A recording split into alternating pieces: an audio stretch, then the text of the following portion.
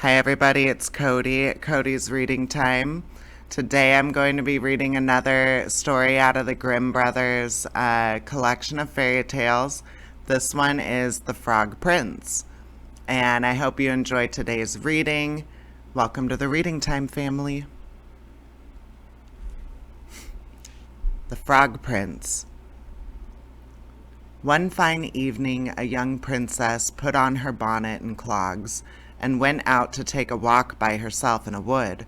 And when she came to a cool spring of water that rose in the midst of it, she sat herself down to rest a while.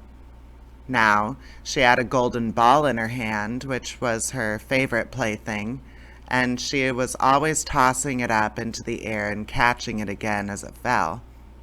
After a time, she threw it up so high that she missed catching it as it fell, and the ball bounded away and rolled along upon the ground, till at last it fell down into the spring.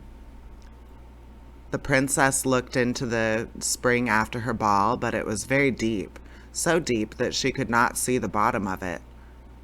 Then she began to bewail her loss and said, "Alas, if I could only get my ball again, I would give all my fine clothes and jewels and everything that I have in the world." Whilst she was speaking, a frog put his head out of the water and said, "Princess, why do you weep so bitterly?" "Alas," said she, "what can you do for me, you nasty frog?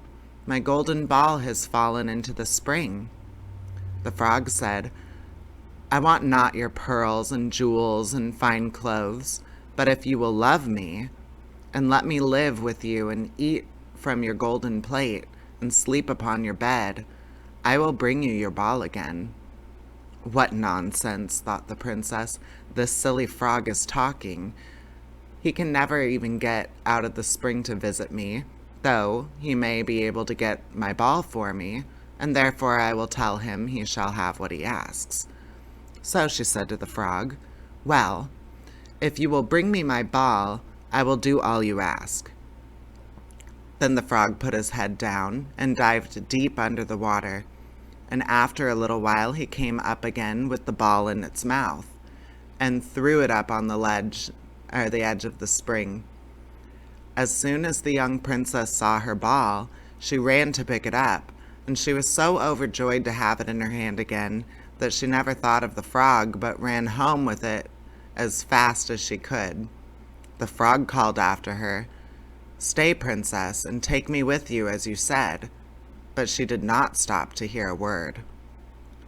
The next day, just as the princess had sat down to dinner, she heard a strange noise, tap, tap, plash, plash, as if something was coming up the marble staircase, and soon afterwards there was a gentle knock at the door, and a little voice cried out and said, "Open the door, my princess dear, open the door to thy true love here, and mind the words that thou and I said by the fountain cool in the greenwood shade."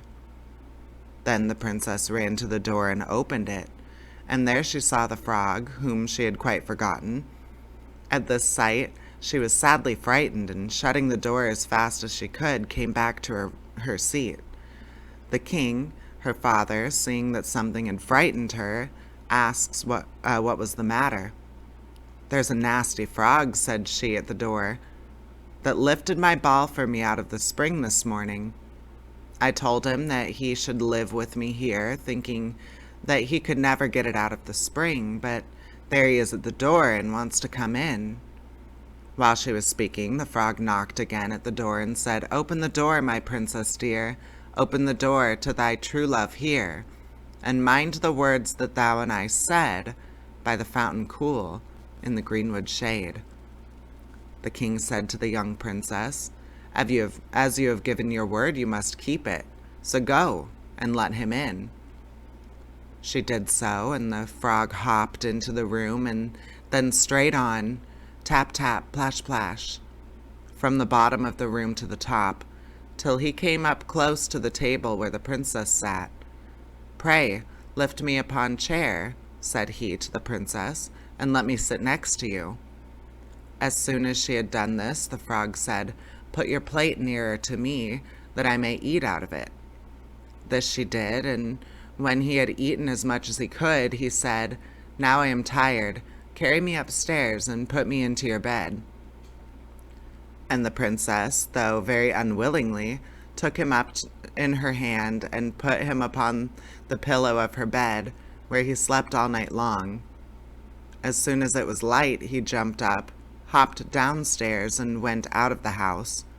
"Now then," thought the princess, "at last he is gone, and I shall be troubled with him no more."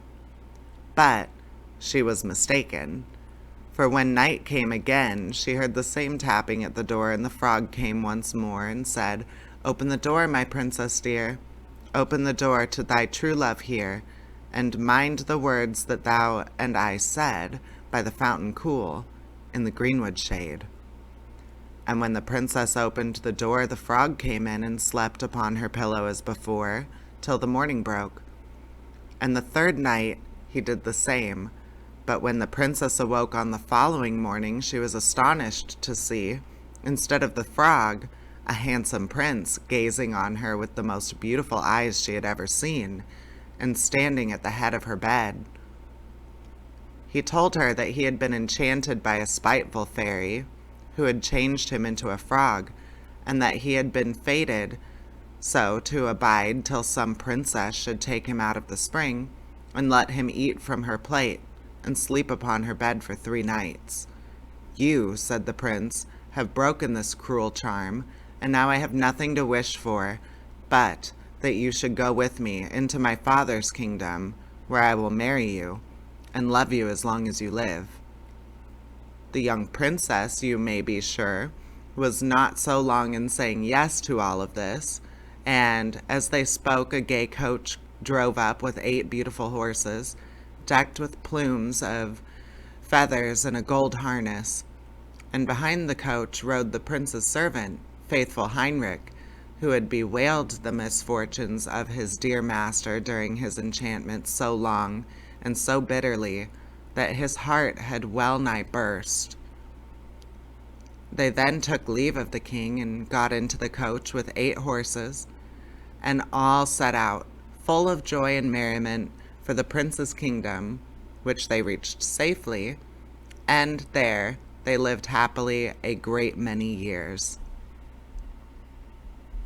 I think some of us might know the story that turned into, and it did not entail kissing the frog. All right, guys, I thank you so much for listening to today's story. I put new content up on my channel every day, so check out what I have going on right now. I also do a daily live stream every morning, so I'd love to see you there. All right, guys, thank you so much. Bye-bye.